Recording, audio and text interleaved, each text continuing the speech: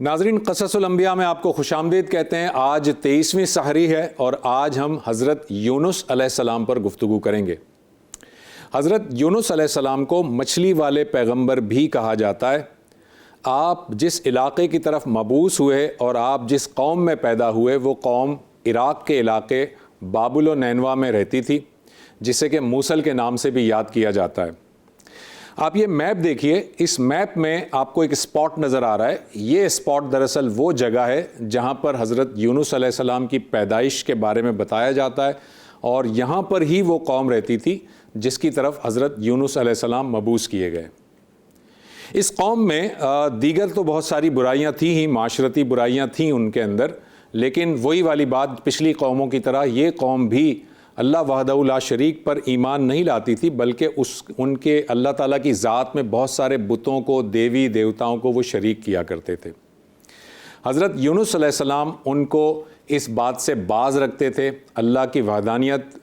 پر ایمان لانے کا کہتے تھے، اور اپنی نبوت کے بارے میں بھی اس قوم کو بتاتے تھے کہ میں اللہ کا نبی ہوں، اللہ کا پیغمبر ہوں، لہٰذا میری اتباع کرو، میری اطاعت کرو۔ یہ قوم جو ہے وہ حضرت یونس علیہ السلام کو جھٹلاتی رہی۔ اس قوم کے جو بھی لوگ تھے، اسپیشلی جو بڑے ایلیٹ کلاس تھی، جو سردار تھے، وہ خاص کر کے حضرت یونس علیہ السلام کا انکار کرتے رہے، انہیں جھٹلاتے رہے، اور اس طرح سے حضرت یونس علیہ السلام بار بار دعوت دیتے گئے، لیکن عام طور پر یہ بتایا جاتا ہے کہ حضرت یونس علیہ السلام کے اوپر کوئی شخص ایمان نہیں لایا، اور بعض روایات کے مطابق چند افراد جو تھے وہ صرف ایمان لائے تھے حضرت یونس علیہ السلام پر۔ مگر یہ ہوا کہ آپ نے اتنے سارے جو ایپیسوڈز دیکھے ہیں قصص الانبیاء میں، آپ نے دیکھا ہے کہ ہر پیغمبر اپنی قوم کی طرف جب جاتا ہے، قوم کی برائیوں کی نشاندہی کرتا ہے، قوم کو ان برائیوں سے باز رکھنے کی کوشش کرتا ہے، اپنی نبوت اور اللہ تعالیٰ کی وحدانیت کی تعلیم دیتا ہے، اور قوم جو ہے وہ جھٹلاتی رہتی ہے۔ لیکن پیغمبروں کا ہم نے دیکھا ہے کہ وہ ہمیشہ صبر کے ساتھ اپنی دعوت جاری رکھتے ہیں تا وقت کہ اللہ تعالیٰ کا حکم نہ آ جائے۔ جب اللہ کا حکم آتا ہے اور اللہ تعالیٰ جب پیغمبر کو کہتا ہے کہ آپ اس قوم کو چھوڑ کر ہجرت کر جائیے کیونکہ اس قوم پر عذاب آنے والا ہے، تب ہی وہ پیغمبر اپنی قوم کو چھوڑ کر وہاں سے جاتے ہیں۔ مگر حضرت یونس علیہ السلام کے ساتھ معاملہ یہ ہوا کہ حضرت یونس علیہ السلام کافی عرصے تک اپنی اس قوم کو دعوت دیتے رہے، مگر بالآخر حضرت یونس علیہ السلام کا صبر کا پیمانہ لبریز ہو گیا، اور حضرت یونس علیہ السلام نے ایک انتہائی قدم اٹھایا۔ وہ انتہائی قدم کیا تھا ناظرین؟ وہ انتہائی قدم یہ تھا کہ حضرت یونس علیہ السلام نے اللہ تعالیٰ کے حکم کا انتظار کیے بغیر اپنی قوم سے یہ کہہ دیا کہ تم پر 3 دن کے بعد عذاب آ جائے گا اللہ کا، کیونکہ تم میری بات نہیں مان رہے ہو، تم میری دعوت کا انکار کر رہے ہو، لہٰذا اللہ کا عذاب آئے گا جس طرح پچھلی قوموں میں آیا تھا، تو تمہارے اوپر 3 دن کے بعد اللہ کا عذاب آ جائے گا۔ اور یہ کہہ کر وہ اس بستی سے خود ہی چلے گئے۔ روایات میں آتا ہے کہ وہ اپنی بستی کو چھوڑ کر جس مقام پر گئے وہ جنوب کی طرف وہ سفر کرتے گئے، یہاں تک کہ وہ دریائے فرات کے کنارے پہنچ گئے۔ یہ والا میپ دیکھیے آپ، اس میپ میں آپ کو نظر آ رہا ہے کہ حضرت یونس علیہ السلام کہاں پر موجود تھے، کس قوم کی طرف موجود تھے، اور کس طرف آپ نے ہجرت کی۔ جہاں پر آپ دریائے فرات کے پاس پہنچے تو آپ نے وہاں دیکھا کہ وہاں پر ایک کشتی ہے جو کہ مسافروں سے بھری ہوئی ہے اور روانگی کے لیے تیار ہے۔ آپ اپنی قوم سے چونکہ روٹ کر ناراض ہو کر چلے آئے تھے تو آپ اس کشتی میں سوار ہو گئے۔ جب آپ اس کشتی میں سوار ہوئے، وہ کشتی جو ہے وہ چلنے لگی، اور جب بیچ دریا میں پہنچی یا بیچ سمندر میں پہنچی تو اس کشتی میں جو ہے وہ ہچکولے لینے شروع کر دیے، اور ایک طوفان آ گیا اور کشتی جو ہے وہ ڈوبنے لگی۔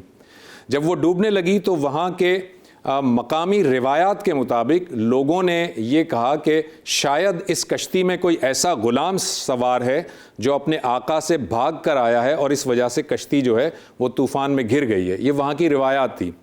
لیکن جب یہ بات ہوئی تو حضرت یونس علیہ السلام کو اس وقت فوراً سے خیال آیا کہ شاید میں ہی وہ غلام ہوں جو اپنے اس آقا سے فرار ہو کر آیا ہے، آقا کے حکم کا انتظار کیے بغیر میں اپنی قوم کو چھوڑ کر آ گیا ہوں۔ تو حضرت یونس علیہ السلام نے اس کشتی والوں سے کہا کہ میں ہوں وہ غلام، اور مجھے جو ہے وہ تم دریا میں پھینک دو۔ لیکن آپ کا چہرہ اتنا نورانی تھا کہ وہ جو لوگ تھے وہ نہیں مانے، اور انہوں نے قرآن اندازی کی، اور 3 مرتبہ قرآن دازی کی گئی اور تینوں مرتبہ حضرت یونس علیہ السلام ہی کا نام نکلا۔ چنانچہ حضرت یونس علیہ السلام خود اٹھے اور دریا میں چھلانگ لگا دی۔ جب آپ نے اس دریا میں چھلانگ لگائی تو اللہ تعالیٰ نے ایک بہت بڑی مچھلی کو حکم دیا کہ تم یونس کو اپنے اندر سمیٹ لو، یونس کو نگل لو، لیکن خبردار یونس تمہاری خوراک نہیں ہے، بلکہ یونس کو تم ہماری امانت کے طور پر اپنے پاس رکھ لو۔ چنانچہ وہ مچھلی جو تھی اس نے حضرت یونس علیہ السلام کو نگل لیا اور حضرت یونس علیہ السلام مچھلی کے پیٹ میں زندہ سلامت موجود تھے۔ مچھلی کے پیٹ میں بعض روایات کے مطابق آپ 3 دن تک رہے اور بعض روایات کے مطابق آپ 40 دن تک مچھلی کے پیٹ میں رہے، اور مچھلی کے پیٹ میں جب آپ موجود تھے اور آپ نے دیکھا کہ میں یہاں پر موجود ہوں اور زندہ بھی ہوں، تو فوراً آپ کو اپنی غلطی کا احساس ہوا اور آپ اللہ تعالیٰ کے حضور جو ہے وہ گڑ گڑائے، اللہ تعالیٰ سے مغفرت طلب کی، اور بڑی مشہور دعا جو حضرت یونس علیہ السلام نے مچھلی کے پیٹ میں کی تھی وہ ہے لا الہ الا انت سبحانک انی کنت من الظالمین،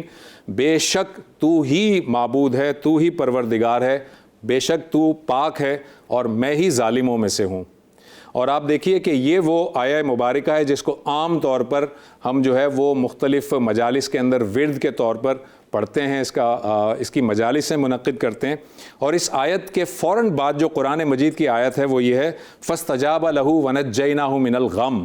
ہم نے فوراً یونس کی بات کو سن لیا اور ان کی دعا کو قبول کیا اور ان کے غم کو دور کر دیا، وَكَذَلِكَ نَنْجِي الْمُؤْمِنِينَ، اور ہم اسی طرح سے مومنوں کے غم کو دور کیا کرتے ہیں۔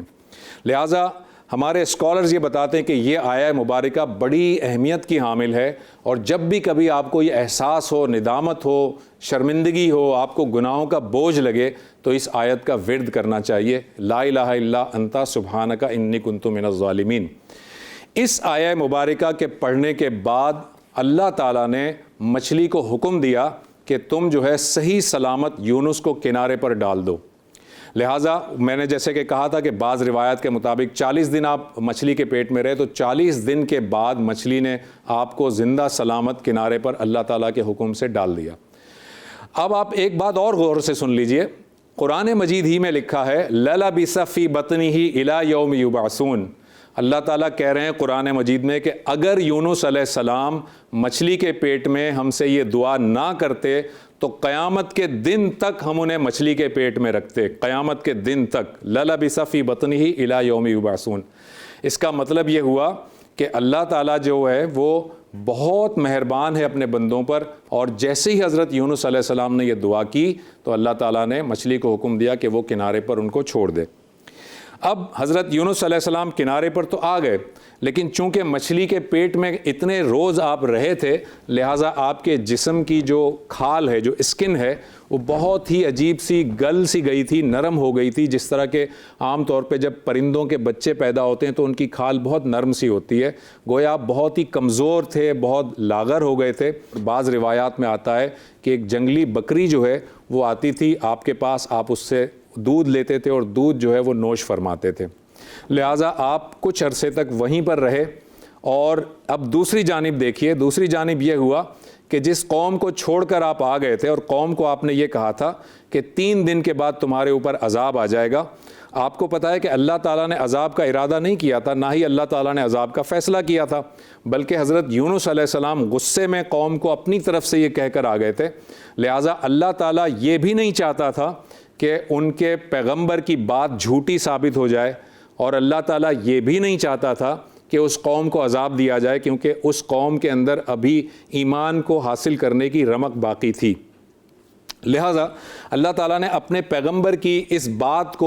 کا مان رکھنے کے لیے جیسے ہی 3 دن گزرے اس قوم کی طرف سیاہ بادل آنے لگے، اور یہ جب سیاہ بادل آنے لگے تو قوم بہت ڈر گئی، سہم گئی، اور قوم کو اندازہ ہو گیا کہ یونس علیہ السلام سچے تھے، اللہ کے پیغمبر تھے، اور چونکہ وہ 3 دن کا کہہ کر گئے تھے اور غصے میں گئے تھے، لہٰذا اب جیسے ہی 3 دن ہو گئے تو یہ جو بادل آ رہے ہیں یہ اللہ کا عذاب بن کر آئے ہیں، اور اللہ کا عذاب اب ہم پر نازل ہوگا، لہٰذا یہ پوری کی پوری قوم، بچے، بوڑھے، جوان، سب کے سب، یہاں تک کہ مویشی بھی، پوری کی پوری قوم جو ہے وہ ایک میدان میں نکلی اور اللہ تعالیٰ سے معافی مانگنے لگی کہ یا اللہ ہم سے بہت بڑی غلطی ہو گئی ہے، تو یہ عذاب ہٹا دے۔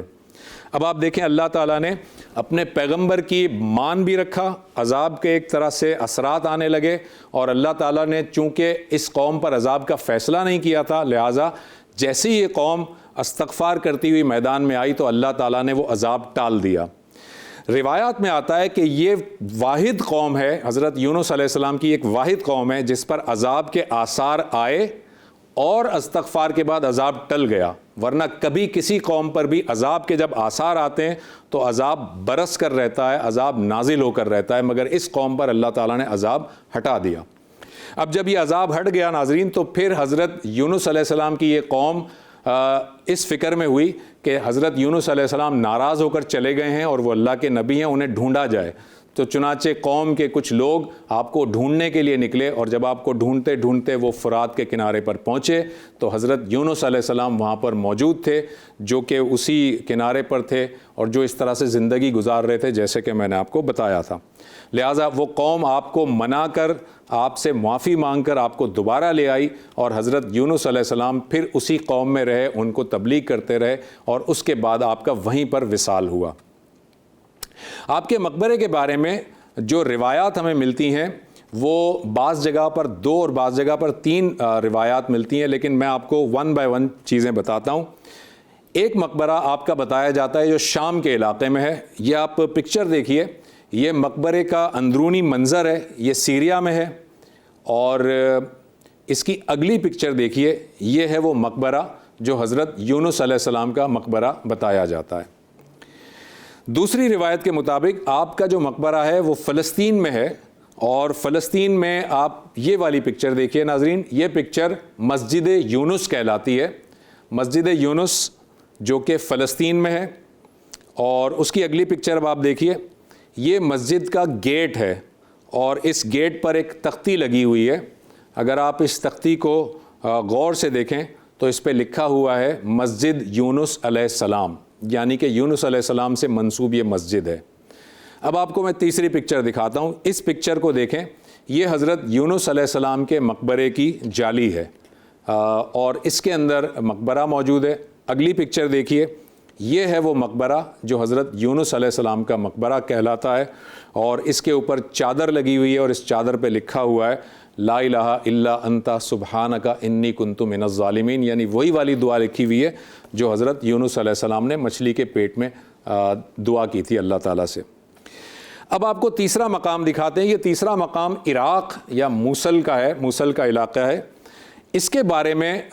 بعض روایات یہ کہتی ہیں کہ یہاں پر صرف حضرت یونس علیہ السلام کی یاد میں ایک مسجد بنائی گئی ہے، اور بعض روایات کے مطابق اسی مسجد میں کسی جگہ پر آپ کی قبر بھی موجود ہے جس کا نشان نہیں ہے۔ بہرحال میں آپ کو یہ مسجد بھی بتا دیتا ہوں۔ اس میں آپ دیکھیں، اس پکچر میں یہ مسجد یونس کا خوبصورت منظر ہے، اور یہ مسجد یونس دراصل عراق کے علاقے موصل میں موجود ہے۔ آپ ناظرین یہ پکچر دیکھ رہے ہیں، اس پکچر پہ مسجد بڑی خوبصورت ہے اور بڑی عالیشان مسجد ہے، لیکن 2014 میں یعنی بہت حال ہی میں اس پر کچھ دہشت گردوں نے حملہ کیا تھا، اور اس مسجد کے اندر بمبارڈمنٹ کی تھی، بم سے اڑانے کی اس کو کوشش کی گئی تھی، اور اس مسجد کو منہدم کر دیا گیا تھا ان فسادیوں کے ہاتھوں۔ اور آپ یہ دیکھیں، یہ پکچر آپ کو میں دکھا رہا ہوں، یہ مسجد میں اٹیک جو ہوا تھا 2014 میں، یہ اس کی پکچر ہے۔ اس کی اگلی پکچر بھی دیکھیے، یہ بھی جو ہے وہ اسی واقعے کی ہے۔ اور اس کے بعد یہ تیسری پکچر آپ دیکھیں، یہ تیسری پکچر بھی آپ کو نظر آ رہا ہے کہ مسجد کو جو ہے وہ ان فسادیوں نے، ان دہشت گردوں نے شہید کرنے کی کوشش کی تھی، منہدم کرنے کی کوشش کی تھی۔ لیکن ہوا یہ کہ جب یہ مسجد کو شہید کیا گیا تو اتفاق سے اس مسجد کے بیسمنٹ میں، یعنی مسجد کی جو فاؤنڈیشن ہے، فاؤنڈیشن کو بھی نقصان پہنچا۔ جب مسجد کے کھنڈرات کو دوبارہ سے کھودا گیا تو اس کے نیچے سے 2500 سال پرانے مجسمے برآمد ہوئے، گویا کہ اس کے بارے میں کہا جاتا ہے کہ یہ وہی مجسمے ہیں جو کہ حضرت یونس علیہ السلام کی قوم جس کی پوجا کیا کرتی تھی۔ یہ مجسمے دیکھیں، یہ آپ کو ایک پکچر نظر آ رہی ہے، اس کے اندر یہ وہ مجسمے ہیں جو اس مسجد کی بیسمنٹ سے کھدائی کے دوران نکلے۔ ایک دوسری پکچر دیکھیے، اس میں بھی آپ کو مختلف قسم کے مجسمے نظر آ رہے ہیں۔ اور یہ تیسری پکچر آپ کو میں دکھا رہا ہوں، اس میں بھی آپ دیکھ سکتے ہیں کہ یہ مجسمے، اور یہ چوتھی آخری پکچر آپ کو دکھا رہا ہوں، اس کے اندر بھی آپ دیکھ سکتے ہیں کہ یہ اس کھنڈرات میں سے برآمد ہوئے۔ لیکن عراق کی گورنمنٹ نے جب یہ 2014 میں اٹیک ہوا تھا تو عراق کی گورنمنٹ نے پھر اس مسجد کی حفاظت کے لیے اس کو دوبارہ سے تعمیر بھی کیا، اور پھر اس کی حفاظت کے لیے یہاں پر سیکیورٹی معمور کر دی، اور یہ سیکیورٹی آج تک یہاں موجود ہے۔ یہ اگلی پکچر آپ دیکھ سکتے ہیں، اس میں اسی مسجد کی سیکیورٹی پر کچھ افراد یہاں پر معمور ہیں۔ یہاں تک ہم حضرت یونس علیہ السلام کی گفتگو کو مکمل کرتے ہیں۔ انشاءاللہ تعالیٰ کل ہم حضرت زکریا علیہ السلام کے سیرت پر واقعات بیان کریں گے۔